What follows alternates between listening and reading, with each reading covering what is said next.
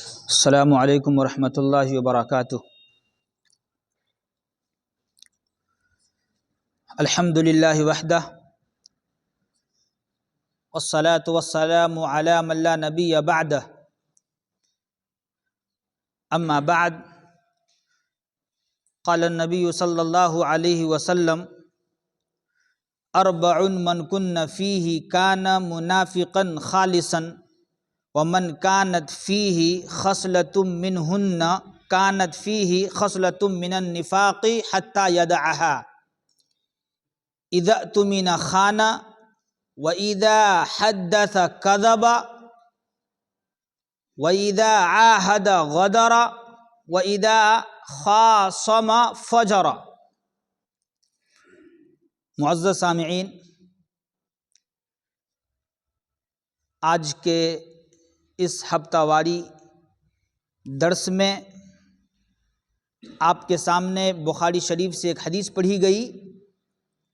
اس حدیث میں اللہ کے رسول صلی اللہ علیہ وسلم نے ارشاد فرمایا کہ 4 خصلتیں ایسی ہیں جس شخص میں بھی پائی جائے وہ پکا منافق ہوتا ہے۔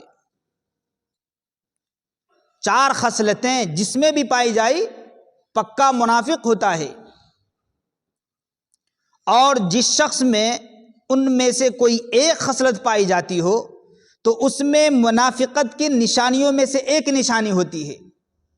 وہ 4 خصلتیں کون سی ہے؟ اللہ کے رسول صلی اللہ علیہ وسلم نے ارشاد فرمایا: اذا اؤتمن خان، جب اسے امانت سونپی جاتی ہے تو اس میں خیانت کرتا ہے۔ یہ پہلی خصلت ہے۔ اور دوسری خصلت یہ ہے وَإِذَا حَدَّثَ كَذَبَ، جب بات کرتا ہے تو جھوٹ بولتا ہے۔ اور تیسری خصلت عادت یہ ہے کہ وَإِذَا عَاهَدَ غَدَرَ، جب وعدہ کرتا ہے تو اسے توڑ دیتا ہے۔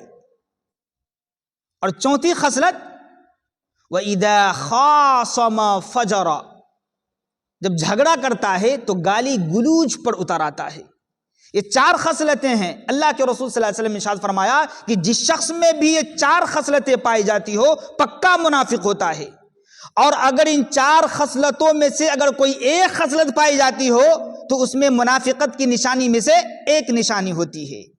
گویا کہ اس حدیث سے معلوم ہوا کہ منافق کی یہ جو امانت میں خیانت کرنا، جھوٹ بولنا، وعدہ توڑنا، گالی گلوچ کرنا، یہ منافق کی نشانیوں میں سے ہے۔ اسی طرح قسم بھی سچی ہی اٹھانی چاہیے۔ اللہ کے رسول صلی اللہ علیہ وسلم نے ارشاد فرمایا کہ تو اپنے باپوں، ماؤں، شریکوں کی قسم نہ اٹھاؤ بلکہ اللہ کی قسم ہی اٹھاؤ، اور اللہ کی قسم بھی اس وقت اٹھاؤ جب تم سچے ہو، الا وانتم صادقون۔ آج بہت سارے مسلمان ایسے ہیں ہمارے محلے میں کہ چھوٹی چھوٹی باتوں پہ قسم اٹھاتے ہیں، قسم کھاتے ہیں، اور بھی ماں کی، باپ کی، بہن کی، بھائی کی قسم کھاتے ہیں۔ اللہ کے رسول صلی اللہ علیہ وسلم نے ارشاد فرمایا کہ غیر اللہ کی قسم نہ کھاؤ، اللہ کی قسم کھاؤ، اور اللہ کی قسم بھی اس وقت اٹھاؤ جب تم سچے ہو۔ اسی طرح مسلمان کو چاہیے کہ گواہی بھی سچی دینی چاہیے، اور جھوٹی گواہی سے اجتناب کرنا چاہیے، کیونکہ جھوٹی گواہی کبیرہ گناہوں میں سے ہے۔ حضرت ابو بکر رضی اللہ تعالی عنہ سے روایت ہے، اللہ کے رسول صلی اللہ علیہ وسلم نے ارشاد فرمایا: الا انبئکم باکبر الکبائر، کیا میں تمہیں سب سے بڑے گناہ کے بارے میں نہ بتاؤں؟ الا انبئکم باکبر الکبائر، کیا میں تمہیں سب سے بڑے گناہ کے بارے میں نہ بتاؤں؟ پھر فرمایا: الا انبئکم باکبر الکبائر، کیا میں تمہیں سب سے بڑے گناہ کے بارے میں نہ بتاؤں؟ یہ سوال اللہ کے رسول صلی اللہ علیہ وسلم نے 3 بار فرمایا۔ تو صحابی بیان فرماتے ہیں ابو بکر رضی اللہ تعالی عنہ کہ میں نے کہا کیوں نہیں اللہ کے رسول صلی اللہ علیہ وسلم، ضرور بتلائیے۔ تو اللہ کے رسول صلی اللہ علیہ وسلم نے ارشاد فرمایا: الاشراق باللہ وعقوق الوالدین، الاشراک باللہ وعقوق الوالدین، اللہ کے ساتھ شرک کرنا اور والدین کی نافرمانی کرنا، یہ سب سے بڑا گناہ ہے۔ اللہ کے رسول صلی اللہ علیہ وسلم سہارا لیے ہوئے تھے، فوراً اٹھ کر بیٹھ گئے اور فرمایا الا وقول الزور وشہادت الزور، الا وقول الزور وشہادت الزور، الا وقول الزور وشہادت الزور، خبردار جھوٹی بات جھوٹی گواہی سے پرہیز کرنا، خبردار جھوٹی بات جھوٹی گواہی سے بچنا، خبردار جھوٹی بات جھوٹی گواہی سے بچنا۔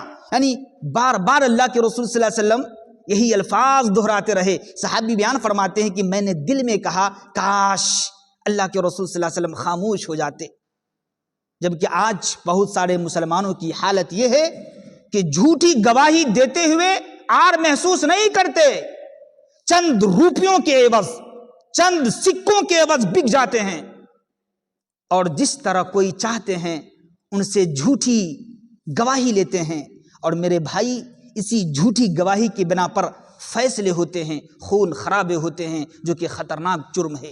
تو یہ چند باتیں تھی اس حدیث کے تعلق سے جو آپ کے سامنے بیان کی گئی مختصر۔ اللہ تبارک و تعالیٰ سے دعا ہے کہ مولا کریم ہم تمام لوگوں کو جھوٹی بات جھوٹی گواہی اور جھوٹی قسم سے بچا کر نیک عمل کرنے کی توفیق عطا فرمائے، اور باللہ التوفیق۔ السلام علیکم رحمۃ اللہ۔